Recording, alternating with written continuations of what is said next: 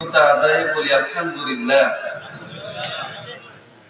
দরুদ ও শান্তির ধারা বর্ষিত হোক সর্বকালের সর্বশ্রেষ্ঠ মানব, আসমানের চূড়ান্ত বাণী পবিত্র আল কোরআন, যার উপরে অবতীর্ণ হয়েছে, যার মাধ্যমে আল্লাহ তাআলা তার মনোনীত জীবন ব্যবস্থাকে পূর্ণতর করেছেন, সেই মহান নবীর উপর আমরা সকলেই দুরূদ ও সালাতের ধারা পেশ করি বলে সাল্লাল্লাহু আলাইহি ওয়াসাল্লাম। আজ 14তম বার্ষিক ইসলামী সম্মেলন দারুল হিকমা আল ইসলামিয়া মাদ্রাসা মসজিদ এর উন্নতি কল্পে আল্লাহ তাআলা এই সম্মেলনকে কবুল করুন, আল্লাহুম্মা আমিন। সম্মানিত শ্রোতাবৃন্দ, আজকে আমি শাহাবাদের আদর্শ এবং বর্তমান মুসলিমদের করুণ বিচ্যুতি নিয়ে যত সামান্য কথা বলার প্রাণপণ চেষ্টা করব। আল্লাহ তাআলা মানব জাতির জন্য একটা জীবন ব্যবস্থা পূর্ণতর করেছেন, মনোনীত করেছেন। ইসলাম, আল্লাহ তাআলার নিকটে মনোনীত নির্বাচিত দিনটির নাম হচ্ছে ইসলাম। পৃথিবীতে যত ইসলাম আছে, যত জীবন ব্যবস্থা আছে, যত ধর্মাদর্শ রয়েছে, যত নীতি রয়েছে, সমস্তের উপরে, সমগ্র জীবন ব্যবস্থার উপরে ইসলামের অবস্থান। ইসলাম এমন একটা জীবন ব্যবস্থা, যে জীবন ব্যবস্থায় মানবের বিপরীতে যাবে এমন কোন সিদ্ধান্ত নাই। ইসলাম এমন একটা জীবন ব্যবস্থা, যে জীবন ব্যবস্থায় কিয়ামত পর্যন্ত কোনো কিছু সংযোজিত বিয়োজিত হবে না। ইসলাম, বিশ্বনবী মুহাম্মদ সাল্লাল্লাহু আলাইহি ওয়াসাল্লাম এমন একটা সময় পৃথিবীতে এসেছিলেন যখন সাহিত্যের একটা প্রতিযোগিতা হচ্ছিল, সাহিত্যের খুব বেশি অনুশীলন ও চর্চা হচ্ছিল। যে কোরআন নবী মুহাম্মদ সাল্লাল্লাহু আলাইহি ওয়াসাল্লামকে আল্লাহ তাআলা দিয়েছেন, সেই কোরআন সাহিত্যের যত রকমের প্রতিযোগিতা ছিল, সমস্ত প্রতিযোগিতাকে পিছনে ফেলেছে। ইসলামের সামনে এমন যে কোনো ব্যবস্থাপনা আসুক না কেন, যে কোনো রাষ্ট্রীয় ব্যবস্থাপনা আসুক না কেন, যে কোনো অর্থনৈতিক ব্যবস্থাপনা আসুক না কেন, যে কোনো চ্যালেঞ্জ আসুক না কেন, ইসলাম সেটাকে মোকাবেলা করতে সক্ষম। সম্মানিত উপস্থিতি, ইসলাম প্রত্যেকটা জীবন ব্যবস্থার উপরে, শুধু উপরে না, অনেক উপরে ইসলামের অবস্থান। ইসলাম শ্রেষ্ঠ একটি জীবন ব্যবস্থা, পৃথিবীর সবাই স্বীকৃতি দেয়, পৃথিবীর সবাই স্বীকৃতি দেয়। ইসলামের শ্রেষ্ঠত্বের সাথে সাথে মুসলিম জাতি কি শ্রেষ্ঠ ছিল? ছিল। খোলাফায়ে রাশিদিনের যুগে, উমাইয়া যুগে, আব্বাসীয় যুগে, উসমানীয় যুগে ইসলাম যেমন শ্রেষ্ঠ ছিল, ইসলাম যেমন মুসলিমের দাবি করে, সেই মানের মুসলিমরা ছিল পৃথিবীতে। কিন্তু ইসলামের শ্রেষ্ঠত্বের পরেও আমরা যারা বর্তমান মুসলিম, তাদের শ্রেষ্ঠত্ব বিশ্ব মাঝে নাই। বিশ্ব মাঝে আমরা মুসলিমরা লাঞ্ছিত, অপমানিত, অপদস্থ। কিন্তু কেন? একটা শ্রেষ্ঠতর জীবন ব্যবস্থা আমরা পেয়েছি। এই পৃথিবীতে যত জীবন ব্যবস্থা আছে, সমস্ত জীবন ব্যবস্থার অনেক অনেক ঊর্ধ্বে আমাদের জীবন ব্যবস্থা। তারপরে আমরা কেন শ্রেষ্ঠ না? আমরা কেন লাঞ্ছিত? আমরা কেন অপদস্থ? কেন ধিক্কৃত? কেন নিগৃহীত? বিশ্বব্যাপী আমরা মার খাচ্ছি কেন? আমাদের এই অধঃপতন কেন? সম্মানিত উপস্থিতি, আল্লাহ তাআলা পবিত্র কোরআনে সূরা আলে ইমরান আয়াত নম্বর 31 বলছেন, কুল, হে নবী আপনি বলুন, আপনি ঘোষণা দিন, ইন কুনতুম তুহিব্বুনাল্লাহ, তোমরা যদি আল্লাহকে ভালোবাসো, আল্লাহকে ভালোবাসি বলে দাবি করো, এই দাবি তো আমরা করি, আল্লাহকে আমরা ভালোবাসি। তোমরা যদি আল্লাহকে ভালোবাসো, এই দাবিটা করতে চাও, এই দাবির উপরে স্থির থাকতে চাও, এই দাবিতে সত্যবাদী হতে চাও, ফাত্তাবিউনি, আমি মুহাম্মদ সাল্লাল্লাহু আলাইহি ওয়াসাল্লামের অনুসরণ করো, পাই টু পাই অনুসরণ করো। ইউহিব্বুকুমুল্লাহ, তাহলে আল্লাহ তোমাদেরকে ভালোবাসবে। একটা আমরা ক্যালকুলেট করব, আল্লাহর ভালোবাসা সমান সমান রাসূল সাল্লাল্লাহু আলাইহি ওয়াসাল্লামের আনুগত্য, রাসূল সাল্লাল্লাহু আলাইহি ওয়াসাল্লামের ইত্তেবা। আমরা যদি আল্লাহকে ভালোবাসি, এই দাবিতে সত্যবাদী হতে চাই, রাসূল সাল্লাল্লাহু আলাইহি ওয়াসাল্লামের ইত্তেবা করতে হবে, অনুসরণ করতে হবে। আমরা কি রাসূল সাল্লাল্লাহু আলাইহি ওয়াসাল্লামের অনুসরণ করছি? অনুসরণ, ইত্তেবা মানে হচ্ছে পদাঙ্ক অনুসরণ করা। তিনি প্রতিটি কাজ যেইভাবে করেছেন সেইভাবে করার নাম হচ্ছে ইত্তেবা। তিনি যেইভাবে যেই কাজ করেছেন, আপনি সেইভাবে সেই কাজ যদি করতে পারি, তাহলে আপনি ইত্তেবা করলাম। ইত্তেবা অনুসরণ। ইত্তেবা আল্লাহর ক্ষেত্রে ইত্তেবা হয় না, আল্লাহর ক্ষেত্রে হয় ইতাআত, আনুগত্য, যা নির্দেশনা দিয়েছেন মানলাম।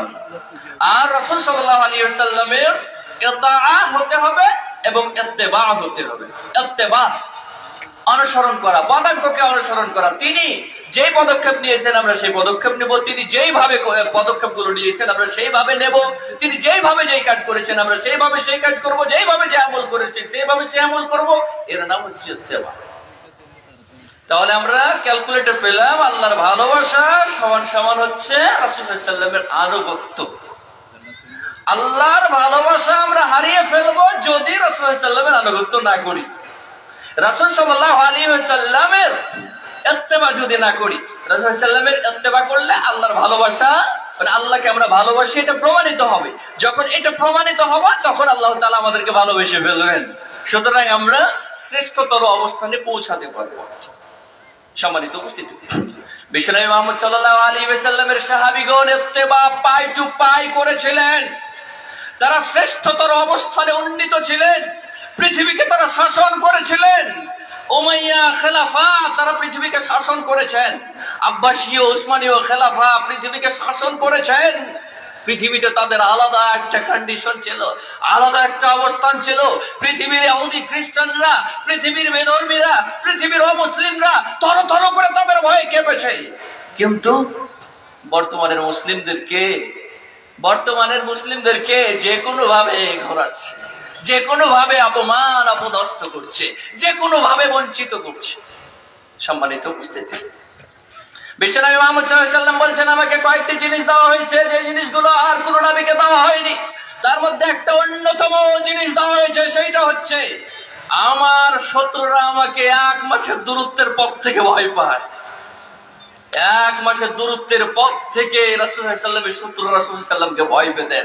খোলাফায়ে রাশিদিনের কথা শুনলে, বিশেষ করে ওমর রাদিয়াল্লাহু তাআলা আনহুর কথা শুনলে, আশপাশে যত সাম্রাজ্য ছিল, পারস্য সাম্রাজ্য ছিল, ইহুদি খ্রিস্টানরা যত ছিল, থর থর করে কাঁপত। সম্মানিত উপস্থিতি, উমাইয়া খেলাফতেও আমরা এরকম সব সিচুয়েশন দেখি, আব্বাসীয় খেলাফতেও দেখি, উসমানীয় খেলাফতেও দেখি। কিন্তু বর্তমানের মুসলমানদের এইরকম পদ পজিশন নাই। কেন নাই? আমাদের আনুগত্যের লেজ ঘটেছে, আমরা আনুগত্যকে সীমিত করে দিয়েছি, আমরা রাসূল সাল্লাল্লাহু আলাইহি ওয়াসাল্লামের ইত্তেবাকে সীমিত করে দিয়েছি। বিশ্বনবী মুহাম্মদ সাল্লাল্লাহু আলাইহি ওয়াসাল্লামের বাণী যখন সাহাবীগণ শুনতেন, তাবেঈগণ শুনতেন, কান খাড়া করে দিয়ে শুনতেন, আর তারা আমল করার উদ্দেশ্যে শুনতেন। শুনতে পেতেন, সাথে সাথে আমল শুরু করতেন। আমাদের কাছে রাসূল সাল্লাল্লাহু আলাইহি ওয়াসাল্লামের কথা আর প্রধানমন্ত্রী তারেক জিয়ার কথা একই রকম। আমাদের কাছে রাসূল সাল্লাল্লাহু আলাইহি ওয়াসাল্লামের কথা আর এলাকার একজন এমপি সাহেবের কথা, চেয়ারম্যান, ওয়ার্ডের মেম্বার, তার কথা একই রকম। আমাদের কাছে রাসূল সাল্লাল্লাহু আলাইহি ওয়াসাল্লামের কথা, রাসূল সাল্লাল্লাহু আলাইহি ওয়াসাল্লামের একটা নির্দেশনা আর আমার স্কুল টিচারের নির্দেশনাকে একই রকম মনে হয়। কেন? সম্মানিত উপস্থিতি, বিশ্বনবীর হাদিস আলোচিত হবে, কান খাড়া করে শুনতে হবে, সাথে সাথে সেগুলো আমলের প্রতিজ্ঞা করে আমলে বাস্তবায়ন করতে হবে, তাহলেই আমরা শ্রেষ্ঠতর অবস্থানে পৌঁছাতে পারবো। বিশ্বনবী মুহাম্মদ সাল্লাল্লাহু আলাইহি ওয়াসাল্লাম সাহাবীগণকে নির্দেশনা দেওয়ার সাথে সাথে আর নির্দেশনা দিতে হতো না, রাসূল সাল্লাল্লাহু আলাইহি ওয়াসাল্লাম কিছু করছেন সাথে সাথেই করাটা আরম্ভ করে দিতেন। অনেক উদাহরণই আমাদের জানা, কয়েকটা পরিচিত উদাহরণ সামনে নিয়ে আসে। সম্মানিত উপস্থিতি, আল্লাহ রাসূল সাল্লাল্লাহু আলাইহি ওয়াসাল্লাম একদা সালাত আদায় করছেন জুতা পায়ে সালাত আদায় করছেন। এমত অবস্থায় জিবরাইল রাসূল সাল্লাল্লাহু আলাইহি ওয়াসাল্লামকে জানালেন, আল্লাহ রাসূল, আপনার জুতাতে কিছু জীবাণু লেগে আছে, নাজাসাত লেগে আছে, আপনি জুতাটা খুলে ফেলুন। সাহাবীগণ এই দৃশ্যপট দেখলেন যে আল্লাহ রাসূল সাল্লাল্লাহু আলাইহি ওয়াসাল্লাম জুতা খুলে ফেললেন। নামাজের ভিতরে সাহাবীরা জুতা খুলে ফেললেন। আল্লাহ রাসূল সাল্লাল্লাহু আলাইহি ওয়াসাল্লাম নামাজ শেষে বললেন, আচ্ছা তোমরা জুতা খুললে কেন? সাহাবীদের একেবারে সাফ ও পরিষ্কার উত্তর, আপনি খুলেছেন এই জন্য আমরা খুলেছি, আপনি খুলেছেন এই জন্য আমরা খুলেছি। আল্লাহ রাসূল সাল্লাল্লাহু আলাইহি ওয়াসাল্লাম, আল্লাহ বলেছেন আতিউল্লাহ ওয়া আতিউর রাসূল, আনুগত্য করো আল্লাহ রাসূলের আনুগত্য করো। আমরা কোনো লজিক দাঁড় করাবো না, কোনো প্রশ্ন দাঁড় করাবো না, আপনি করেছেন তাই করেছি, আপনি করেছেন তাই করেছি। মাইয়ুতির রাসূল ফাকাদ আতা আল্লাহ, সূরা নিসা নম্বর ৮০। যে আল্লাহ রাসূলের আনুগত্য করবে সেজন্য আল্লাহরই আনুগত্য করবে।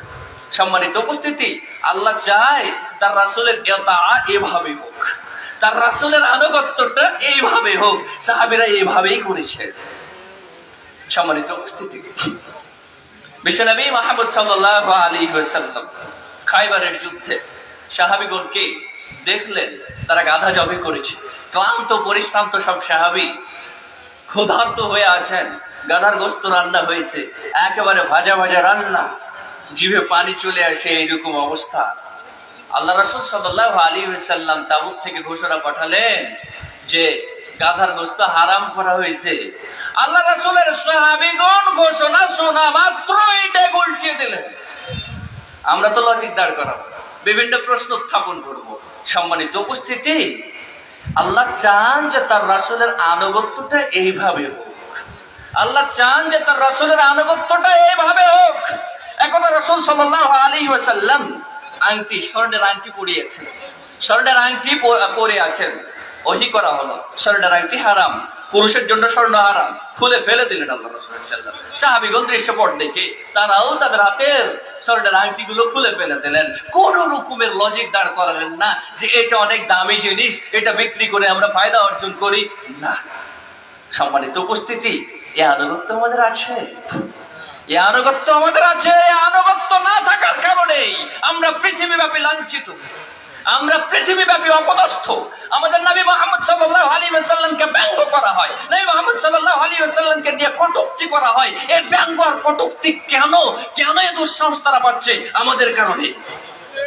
আমরা তার আনুগত্য করছি না, আমরা তার যথাযথ ইত্তেবা করছি না, যার কারণে অমুসলিমরা, বেধর্মীরা আমাদের নবীকে দিয়ে কটূক্তি করছে, ব্যঙ্গ করছে। সম্মানিত উপস্থিতি, এক বাবার কয়েকটা সন্তান, সব সন্তানই অনুগত, বাপ যা বলে তাই শুনে, তাদের পরস্পরের প্রতি এবার মহব্বত আছে। এইরকম ছেলেগুলোকে বাপের বিরুদ্ধে কেউ যদি বলার সাহস পাবে? এই ছেলেগুলো তো তার বাপের প্রচন্ড রকমের আনুগত্য করে, বাপের প্রচন্ড রকমের ইত্তেবা করে, বাপকে প্রচন্ড রকমের মানে। সুতরাং এই ছেলেদের সামনে তার বাপের ব্যাপারে কিছুই বলা যাবে না। কিন্তু আরেক বাপের সন্তান, কয়েকটা সন্তান, যে সন্তানগুলো বাপকে মানে না, তাদের পরস্পর মহব্বত ভালোবাসা নাই, শ্রদ্ধা স্নেহ নাই, এইরকম সন্তানগুলোকে একে একে ধরে বাপের বিরুদ্ধে বলা হয়, বড় ভাইয়ের বিরুদ্ধে বলা হয়, বড় ভাইকে ছোট ভাইয়ের বিরুদ্ধে বলা হয়। এটা সহজ না? এটা সহজ। সম্মানিত উপস্থিতি, যখন আমরা রাসূল সাল্লাল্লাহু আলাইহি ওয়াসাল্লামের আনুগত্য, ইত্তেবা, তার আনুগত্য অনুসরণের পরিধি বাড়িয়ে দেব, যখন সাহাবীদের মতো একটা আমরা পরিবেশ তৈরি করব, আশপাশের ইহুদি খ্রিস্টানরা যারা ব্যঙ্গ করতে চায়, যারা কটূক্তি করতে চায়, কটূক্তি করার আগে, ব্যঙ্গ করার আগে হাজারো বার চিন্তা করবে। সম্মানিত উপস্থিতি, কিন্তু আমরা তো এইরকম পজিশনে নিজেকে দিয়ে যেতেই পারছি না। এরকম আনুগত্য আমাদের নাই। কত শত হাদিস ওই কান দিয়ে প্রবেশ করেছে, কত শত হাদিস আমরা ইতোমধ্যে জানি। কই আমল আমাদের আমলটা কোথায়? আল্লাহ রাসূল সাল্লাল্লাহু আলাইহি ওয়াসাল্লামের একটা সুপরিচিত হাদিস, সহিহ বুখারী হাদিস নম্বর 15। আল্লাহ রাসূল সাল্লাল্লাহু আলাইহি ওয়াসাল্লাম বলছেন, লা ইউমিনু আহাদুকুম হাত্তা আকুনা আহাব্বা ইলাইহি মিন ওয়ালাদিহি ওয়া ওয়ালিদিহি ওয়ান নাসি আজমাইন। ততক্ষণ পর্যন্ত কেউ পূর্ণতর মুমিন হবে না যতক্ষণ পর্যন্ত তার সন্তান, তার পিতামাতা এবং অন্যান্য জনসাধারণের তুলনায় আমি মুহাম্মদ সাল্লাল্লাহু আলাইহি ওয়াসাল্লামকে বেশি ভালো না বাসবে। আমরা যদি বলি, প্রশ্নটা যদি ছড়ে দিই, আমরা কি নবী মুহাম্মদ সাল্লাল্লাহু আলাইহি ওয়াসাল্লামকে আমাদের সন্তানের তুলনায়, আমাদের পিতামাতার তুলনায়, আমাদের অন্যান্য আত্মীয় স্বজনের তুলনায় বেশি ভালোবাসি? প্রশ্নের উত্তর হ্যাঁ। কিন্তু যদি প্রশ্ন করা হয়, আপনার বাড়িতে আপনার সন্তান নামাজ পড়ে? না। আপনার স্ত্রী পর্দা করে? না। আপনার বাড়িতে টেলিভিশন চলে? না। রাসূল সাল্লাল্লাহু আলাইহি ওয়াসাল্লামকে যদি ভালোবাসতেন, সন্তানকে পিটিয়ে সালাত আদায় করাতেন। রাসূল সাল্লাল্লাহু আলাইহি ওয়াসাল্লামকে যদি ভালোবাসতেন, স্ত্রীকে পিটিয়ে সালাত আদায় করাতেন, পিটিয়ে তাকে পর্দা করাতেন। সন্তান আল্লাহ রাসূল সাল্লাল্লাহু আলাইহি ওয়াসাল্লামকে যদি বেশি ভালোবাসতেন, তাহলে পারিবারিক অঙ্গনে আপনার উপস্থিতিতে যে অপরাধগুলো সংঘটিত হয় সেগুলো হতো না। আল্লাহ রাসূলকে ভালোবাসার মানে হচ্ছে তার নির্দেশনার অনুসরণ করা। আল্লাহ রাসূল সাল্লাল্লাহু আলাইহি ওয়াসাল্লামকে ভালোবাসার মানে হচ্ছে তার নির্দেশনাকে অনুসরণ করা। সম্মানিত উপস্থিতি, আল্লাহ রাসূল সাল্লাল্লাহু আলাইহি ওয়াসাল্লামের সাহাবীগণ তাদের নিজেদের অপেক্ষা, তাদের পরিবার অপেক্ষা, তাদের সন্তান সন্ততি অপেক্ষা আল্লাহ রাসূলকে বেশি ভালোবেসেছিলেন। সম্মানিত উপস্থিতি, আল্লাহ রাসূল সাল্লাল্লাহু আলাইহি ওয়াসাল্লাম বলেছেন, তোমরা দাড়িটা লম্বা করে দাও, দাড়িটা ছেড়ে দাও। আর আমার পিতা চাইলো যে না, দাড়ি তুমি ছাড়িও না।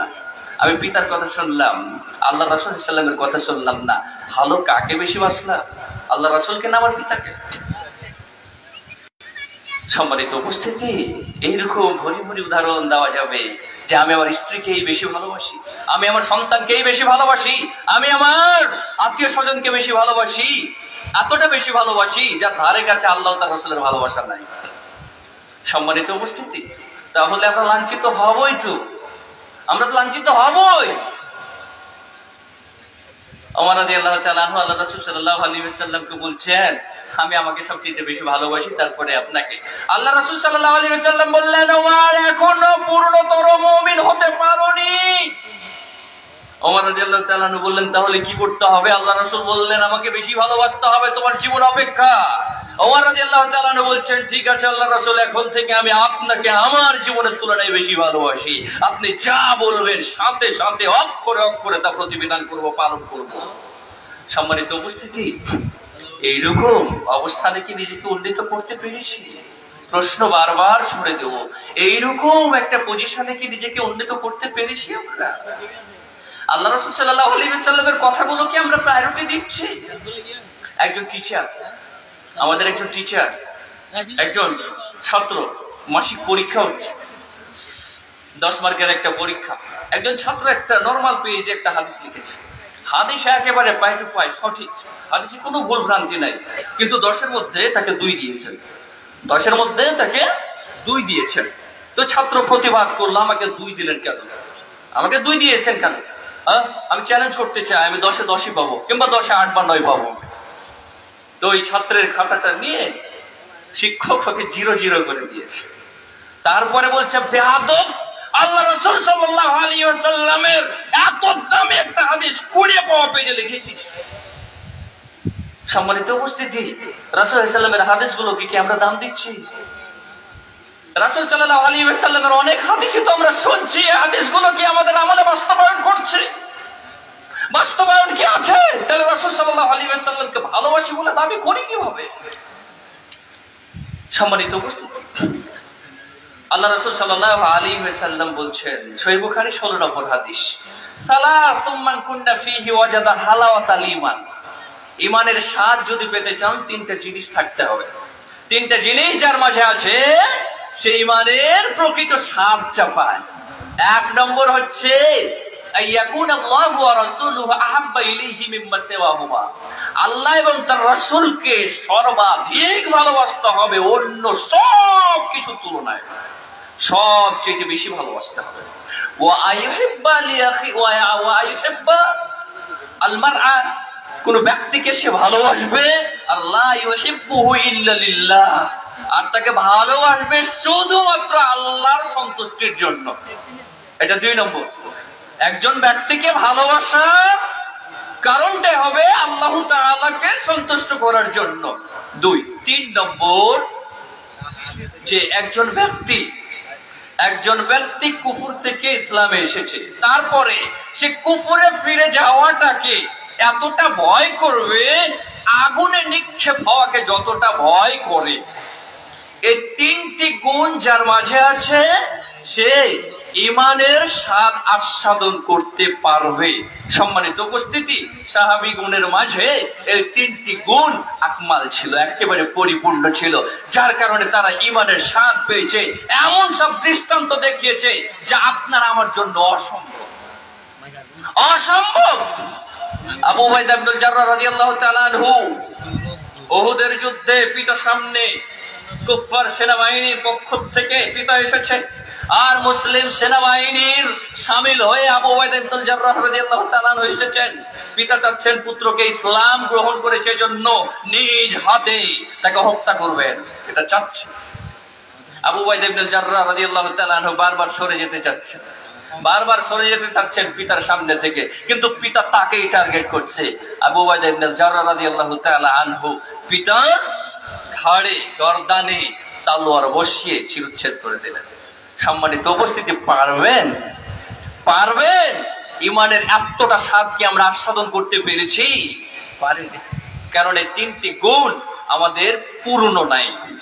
আমাদের আছে হয়তো একটা কোটার তলানিতে পড়ে আছে, তলানিতে। আল্লাহকে ভালোবাসি, রাসূলকে ভালোবাসি আমার স্ত্রীর পরে, আল্লাহ তার রাসূলকে ভালোবাসি আমার সন্তানের পরে। সম্মানিত উপস্থিতি, ভালোবাসার পরিধি আমাদের বাড়াতে হবে। আল্লাহ এবং তার রাসূল সাল্লাল্লাহু আলাইহি ওয়াসাল্লামের কথাগুলোকে অত্যধিক গুরুত্ব দিতে হবে, খুব বেশি গুরুত্ব দিতে হবে। অন্যান্য সাধারণ মানুষের মতো, অন্যান্য শিক্ষকের মতো, একটা রাষ্ট্রের প্রেসিডেন্টের মতো রাসূল সাল্লাল্লাহু আলাইহি ওয়াসাল্লামের কথাকে গণ্য করা যাবে না।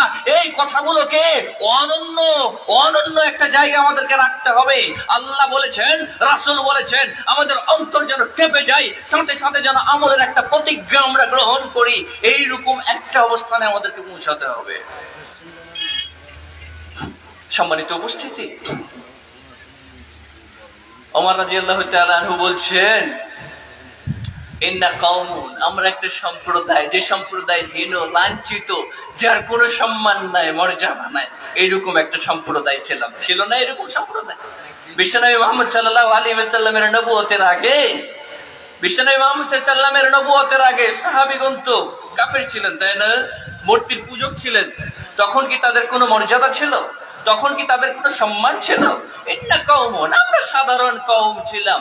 আযযানাল্লাহু বিল ইসলাম, আল্লাহ তাআলা ইসলাম দিয়ে আমাদেরকে মর্যাদা দিয়েছেন। ইসলাম পেয়ে আমরা ধন্য হয়েছি, ইসলাম পেয়ে আমরা মর্যাদাবান হয়েছি।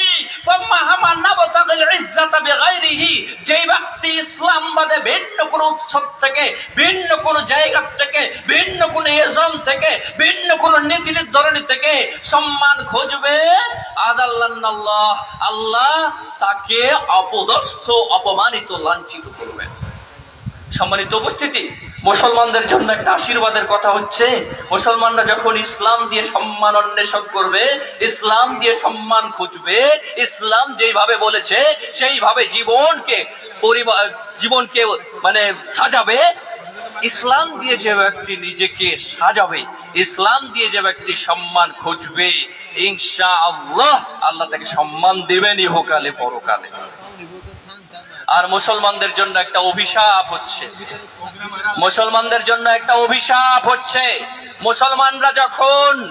মুসলমানরা যখন অন্যান্য যে কোনো এজমের সাথে, অন্যান্য যে কোনো জীবন ব্যবস্থার সাথে, অন্যান্য যে কোনো ধর্মাবলম্বীর সাথে আপোষ নিষ্পত্তি করবে, তাদের সাথে মিলে কাজ করবে, তাদের কাছ থেকে সম্মান পেতে চাইবে, মুসলমানদের জন্য অভিশাপ যে আল্লাহ তাআলা তাকে অপমানিত, অপদস্থ, লাঞ্ছিত করবেন। পৃথিবীর ইতিহাসে যে মুসলমানরা ইহুদিদের সাথে বিভিন্ন ভাবে যুক্ত হয়েছে, ইহুদিদেরকে বন্ধু বানিয়েছে। পৃথিবীর যে মুসলমানরা খ্রিস্টানদেরকে বন্ধু বানিয়েছে, পৃথিবীর যে মুসলমানরা হিন্দুদেরকে বন্ধু বানিয়েছে, মুমিন মুসলিম বাদ দিয়ে তাদেরকে যারা বন্ধু বানিয়েছে, সম্মানিত উপস্থিতি, তারা বন্ধু হিসেবে গ্রহণ করেছেন, তাকে ব্যবহার করে লাথি দিয়ে তাড়িয়ে দিয়েছেন। আল্লাহ তাআলা তাদের কাছেই, খ্রিস্টানকে আপনি বন্ধু বানাবেন, ক্লোজ ফ্রেন্ড বানাবেন, ইহুদিকে ক্লোজ ফ্রেন্ড বানাবেন, ইসলাম বাদে মুসলিম বাদে যে কাউকে আপনি অভিভাবক হিসেবে গ্রহণ করবেন, যে কাউকে আপনি বন্ধু হিসেবে গ্রহণ করবেন, আল্লাহ তো আপনাকে অপমানিত করবেন, ওই বন্ধু আপনাকে অপমানিত করবে। একজন মুসলিমকে কেউ অন্তরঙ্গ বন্ধু হিসেবে নেয় না। কোন মুসলিম যদি বিধর্মীদের বন্ধু হয় তাহলে জানবেন বিধর্মী ওকে ব্যবহার করছে, ব্যবহার যখন শেষ হবে লাথি দিয়ে তাড়ায় দেবে। সম্মানিত উপস্থিতি, বিশ্বনবী মুহাম্মদ সাল্লাল্লাহু আলাইহি ওয়াসাল্লামের সাহাবীগণ অত্যন্ত মর্যাদাবান ছিলেন এবং মর্যাদার সর্বশ্রেষ্ঠ শিখরে আরোহণ করেছেন। নবী মুহাম্মদ সাল্লাল্লাহু আলাইহি ওয়াসাল্লামের সাহাবীগণকে নিয়ে নবী মুহাম্মদ সাল্লাল্লাহু আলাইহি ওয়াসাল্লামের সাহাবীগণকে দিয়ে যারা আপত্তিকর কথা বলে, নবী মুহাম্মদ সাল্লাল্লাহু আলাইহি ওয়াসাল্লামের সাহাবীগণকে যারা জাহান্নামী বলে, নবী মুহাম্মদ সাল্লাল্লাহু আলাইহি ওয়াসাল্লামের সাহাবীগণকে যারা কাফের বলে, আবু বকর, ওমর, উসমান রাদিয়াল্লাহু তাআলা আনহুর মতো সাহাবীদেরকে নিয়ে যারা আপত্তিকর সব মন্তব্য করে তাদেরকে আমরা বন্ধু বানিয়েছি সাম্প্রতিক সময়ে। ঠিক, আমরা সুন্নি মুসলমান, আশহাদু আল্লা ইলাহা ইল্লাল্লাহ ওয়া আশহাদু আন্না মুহাম্মাদার রাসূলুল্লাহ, এই কালিমাটা উচ্চারণ করলে ইসলামে দাখিল হতে পারি না? একজন বিধর্মী যদি এই কালিমা পড়ে আমাদের সামনে ইসলাম গ্রহণের ঘোষণা দেয়, আমরা তাকে মুসলিম হিসেবে বরণ করি না? করি। কিন্তু শিয়া মুসলিম যারা, তারা আসলে কাফের। তাদের এই শাহাদার সঙ্গে যুক্ত হয় আরো কয়েকটা বিষয়, ভালো করে শুনবেন। আশহাদু আল্লা ইলাহা ইল্লাল্লাহ ওয়া আশহাদু আন্না মুহাম্মাদার রাসূলুল্লাহ, এটা গৌণ। মুখ্য হচ্ছে আশহাদু আন্না আবু বকরিন ওয়া উমর ওয়া উসমান ওয়া আয়েশা ওয়া হাফসা ফিন্নার। আমি সাক্ষ্য দিচ্ছি আবু বকর, ওমর, উসমান, আয়েশা, হাফসা এরা জাহান্নামী। ওয়া আবরাউ ইলাল্লাহি ওয়া রাসূলিহি, আমি আল্লাহ তাআলা এবং তার রাসূল থেকে মুক্ত ঘোষণা করছি। মিন আবি বকর ওয়া উমর ওয়া উসমান ওয়া আয়েশা ওয়া হাফসা, আবু বকর, উমর, উসমান, আয়েশা, হাফসা থেকে আল্লাহ তার রাসূলকে মুক্ত ঘোষণা করছি। লাআনাহুমুল্লাহ, আল্লাহ তাদের উপরে অভিশাপ করুন। সম্মানিত উপস্থিতি, আবু বকর রাদিয়াল্লাহু তাআলা আনহু, ওমর রাদিয়াল্লাহু তাআলা আনহু, উসমান রাদিয়াল্লাহু তাআলা আনহু, আয়েশা রাদিয়াল্লাহু তাআলা আনহা, হাফসা রাদিয়াল্লাহু তাআলা আনহাকে তারা কাফের গণ্য করে জাহান্নামী ঘোষণা করে, আর তাদেরকে আমরা অন্তরঙ্গ বন্ধু হিসেবে নিয়েছি। সম্মানিত উপস্থিতি, বিশ্বের মুসলিমদের জন্য আরবদের যে অবদান, সেই অবদান আমরা জানি না, লেখাপড়া করি না, বেকুব আমরা। আর বিশ্বের মুসলমানদের ব্যাপারে শিয়াদের যে ষড়যন্ত্র, শিয়াদের যে নীলনকশা, শিয়াদের যে কার্যক্রম, তাদের আকীদা যে কর্তভ্রষ্ট, এগুলো সম্বন্ধে আমরা জানি না। আয়াতুল্লাহ খামেনিকে দেখেছি বড় বড় দাড়ি, আমাদের ভালো লেগে গেছে বড় আলেম। সম্মানিত উপস্থিতি, শিয়া সুন্নি সম্বন্ধে ভালোভাবে জানতে হবে। আরব বিশ্বের ব্যাপারে কথা বলতে গেলে জ্ঞান লাগবে, আরব বিশ্বের ব্যাপারে কথা বলতে গেলে জ্ঞান লাগবে। আল্লাহ তাআলা পবিত্র কোরআনে সূরা ইসরা ৮ নম্বর ৩৬ বলছেন, ওয়ালা তাকফু মা লাইসা লাকা বিহি ইলম, যে বিষয়ে জ্ঞান নাই খবরদার কথা বলবা না। আমাদের বাংলাদেশী মানুষগুলো খুবই আবেগী, খুবই আবেগী। সম্মানিত উপস্থিতি, আবেগ নিয়ে তারা শিয়াদের পক্ষাবলম্বন করে আরবদের বিরোধিতা এত জঘন্য সব কথা বলে, মনে হয় যে আরব বিশ্ব মাজলুম আর আমরা বাঙালিরা সব জালেম। সম্মানিত উপস্থিতি, সাহাবীগণের মধ্যে আবার একটা কি ছিল, স্তরভেদ ছিল। যারা পূর্বে ইসলাম গ্রহণ করেছে তাদের মর্যাদা, পরে ইসলাম গ্রহণ করেছে তাদের মর্যাদার চাইতে অনেক বেশি। জানেন আপনারা পূর্বে ইসলাম গ্রহণ করেছে কে? আবু বকর, ওমর, উসমান, এরা তো পূর্বে ইসলাম গ্রহণ করেছে। আব্দুর রহমান বিন আউফ রাদিয়াল্লাহু তাআলা আনহু, এরা পূর্বে ইসলাম গ্রহণ করেছে। আল্লাহ তাআলা পবিত্র কোরআনে বলছেন, আস-সাবিকুনাল আউয়ালুনা মিনাল মুহাজিরিন ওয়াল আনসার ওয়াল্লাযীনা ইত্তাবাউহুম বিইহসান রাদিয়াল্লাহু আনহুম ওয়া রাদু আনহু। যারা অগ্রগামী, প্রথমেই মুহাজিরদের মধ্য থেকে যারা ইসলাম গ্রহণ করেছে, আনসারদের মধ্য থেকে যারা ইসলাম গ্রহণ করেছে, আর পরবর্তীতে সুন্দরভাবে যারা তাদের অনুসরণ করেছে, আল্লাহ তাদের উপর রাজি হয়ে গিয়েছেন, খুশি হয়ে গেছেন, সন্তুষ্ট হয়ে গিয়েছেন, এবং সাহাবীগণ আল্লাহর প্রতি সন্তুষ্ট হয়ে গিয়েছেন। সম্মানিত উপস্থিতি, সাহাবীগণের প্রতি আল্লাহ সন্তুষ্ট হয়ে গেলেন, আর শিয়ারা তাদেরকে কাফের বলে। সম্মানিত উপস্থিতি, আল্লাহ রাসূল সাল্লাল্লাহু আলাইহি ওয়াসাল্লাম দেখলেন খালিদ ইবনে ওয়ালিদ রাদিয়াল্লাহু তাআলা আনহু, বিখ্যাত সেনাপতি, ইসলামের কোন যুদ্ধে না, তার ব্যক্তি পর্যায়ে যতগুলো যুদ্ধ তিনি করেছেন কোন যুদ্ধে তার পরাজয় নাই। খালিদ ইবনে ওয়ালিদ রাদিয়াল্লাহু তাআলা আনহু কোন একটা বিষয় নিয়ে আব্দুর রহমান ইবনে আউফ রাদিয়াল্লাহু তাআলা আনহুর সঙ্গে দ্বন্দ্বে লিপ্ত হয়েছেন। একটু উচ্চ ভাষায় কথা বলছেন খালিদ রাদিয়াল্লাহু তাআলা আনহু।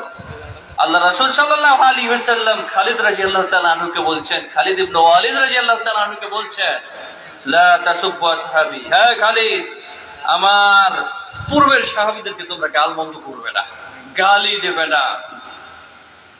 ওয়ালাউ আন্না আহাদাকুম আনফাকা মিসলা উহুদিন যাহাবান, তোমাদের কেউ যদি উহুদ পাহাড় সমপরিমাণ স্বর্ণ আল্লাহর পথে দান করে, মা বালাগা মুদ্দা আহাদিহিম আও নাসিফাহু, আমার পূর্বে যে সাহাবীগুলো, একেবারে ইসলামের সূচনাতে যে সাহাবীগুলো ইসলাম গ্রহণ করেছে, ইসলামকে ধারণ করেছে, তাদের এক মুঠ দান, আধা মুঠ দান, এক মুঠ দান, আধা মুঠ দানের সমপরিমাণও তোমাদের দান হবে না, যদিও তোমরা উহুদ পাহাড় সমপরিমাণ দান করো।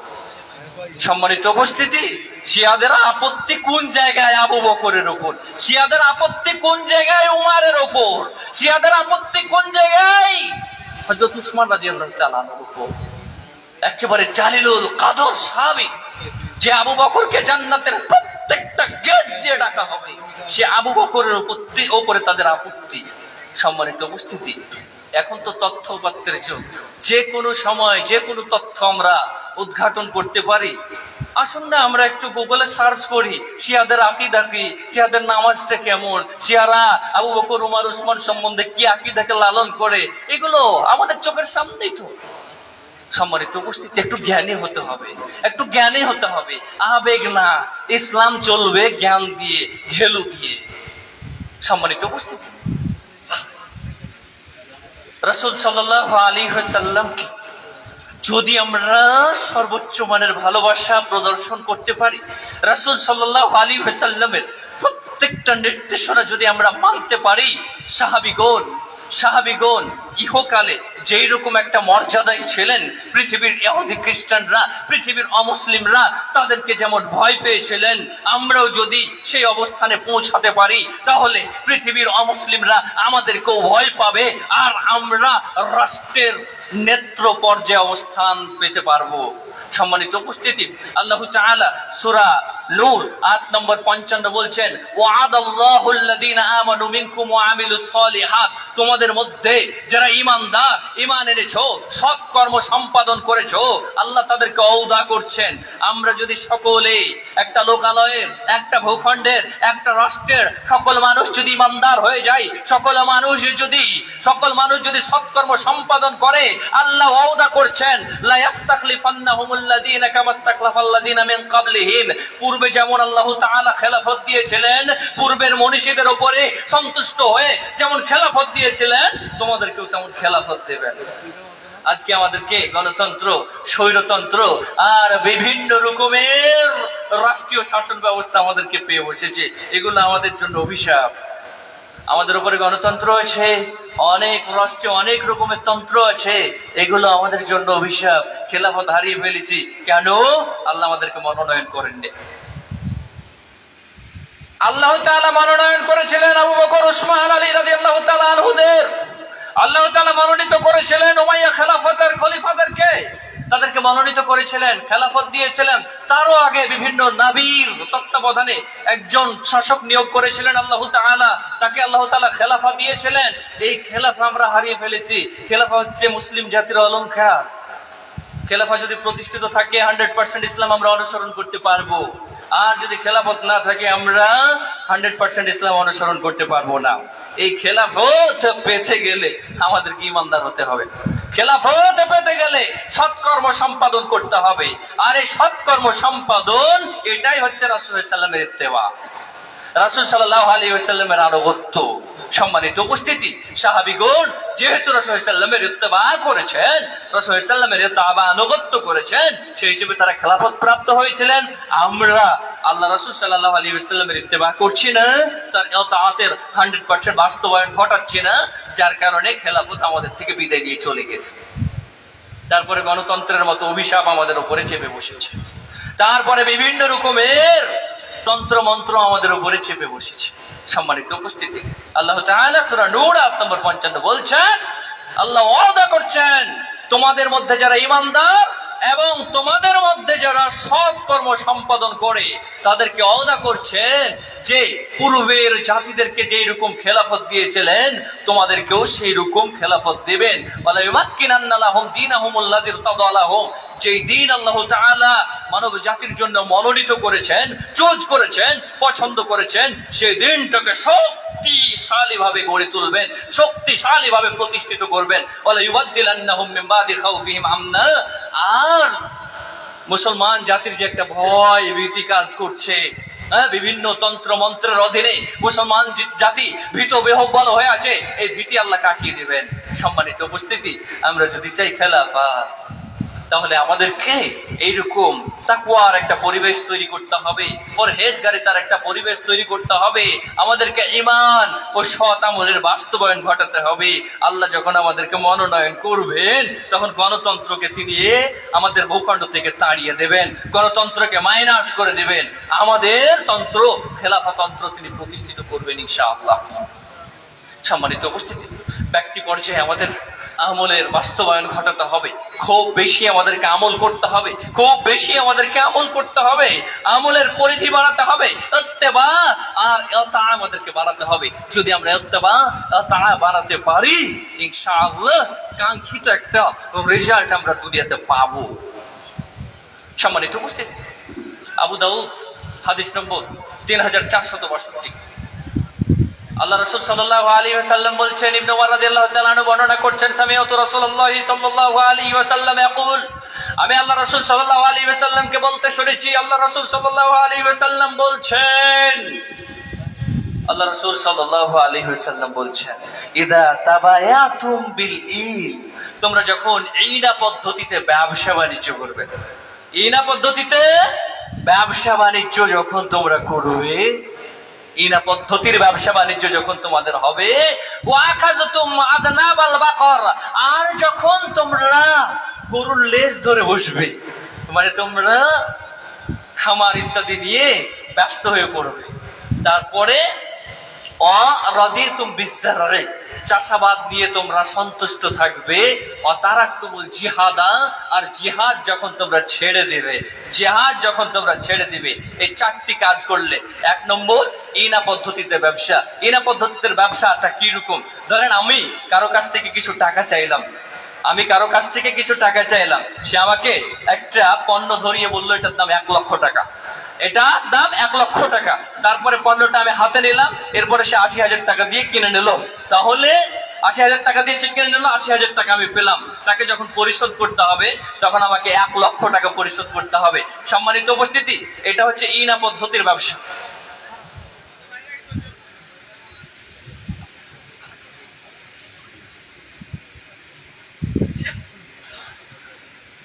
আমরা জানি যে আমাদের প্রধান আলোচকের উপস্থিতিতে আমরা সকলে ওদিকে মনোযোগ দিয়েছি। আমি কিছুক্ষণের মধ্যে শেষ করব, একটু গুরুত্ব দেবেন প্লিজ। আল্লাহ রাসূল সাল্লাল্লাহু আলাইহি ওয়াসাল্লাম বলছেন, যখন তোমরা ঈনা পদ্ধতির ব্যবসা করবে, যখন তোমরা গরুর লেজ ধরে বসবে, যখন তোমরা তোমাদের চাষাবাদে প্রতি সন্তুষ্ট হয়ে যাবে, আর জিহাদ যখন ছেড়ে দেবে, তখন আল্লাহ তাআলা তোমাদের উপরে সাল্লাতাল্লাহু যুল্লান, লাঞ্ছনা চাপিয়ে দিবেন, অপদস্থতার অপমানিতা চাপিয়ে দিবেন। আর এটা চাপিয়ে দেওয়ার পরে লা ইয়ানজিউহু, আল্লাহ তাআলা এই লাঞ্ছনাকে, এই অপদস্থতাকে, এই অপমানিতাকে তুলে নেবেন না, হাত্তা তারজিউ ইলা দীনিকুম, যতক্ষণ পর্যন্ত তোমরা দ্বীনে ফিরে না আসবে। সম্মানিত উপস্থিতি, দ্বীনি শিক্ষা, দ্বীনি অনুশীলন আমাদেরকে বাড়াতে হবে, দ্বীনি চর্চা আমাদেরকে বাড়াতে হবে, চর্চার আলোকে আমাদের আমল বাস্তবায়ন করতে হবে। যদি আমরা এমনটা করতে পারি, যদি এমনটা করতে পারি, আমরা যে লাঞ্ছনার মুখোমুখি হয়েছি, আমরা যে অপমানিতার মুখোমুখি হয়েছি, আমরা যে লাঞ্ছনার মুখোমুখি হয়েছি, আমরা যে অপমানিতার মুখোমুখি হয়েছি, ইনশাআল্লাহ আল্লাহ এগুলো তুলে ফেলবেন। সম্মানিত উপস্থিতি, আমাদের দ্বীনের জ্ঞান বাড়াতে হবে, দ্বীনের উপরে আমাদের আমল প্র্যাকটিস বেশি বেশি করতে হবে। যদি আমরা করতে পারি, তাহলে আমাদের যত লাঞ্ছনা, যত অপমানিতা, সেগুলো দূর হবে ইনশাআল্লাহ। আল্লাহ তাআলার নিকটে পরিশেষে প্রার্থনা করি যে আল্লাহ তাআলা যেন আমাদেরকে দ্বীনি জ্ঞান বেশি বেশি অর্জনের তৌফিক দেন, আল্লাহুম্মা আমিন। এবং দ্বীনি জ্ঞান অর্জনের রাস্তাটা যেন আল্লাহ তাআলা আমাদেরকে সহজ করে দেন, আল্লাহুম্মা আমিন। এবং দ্বীনি জ্ঞান অনুপাতে সাহাবীগণের মতো সাথে সাথেই যেন আমরা আমল বাস্তবায়ন করতে পারি, আমল করতে পারি, সেই সৌভাগ্য আল্লাহ তাআলা আমাদেরকে দেন, আল্লাহুম্মা আমিন।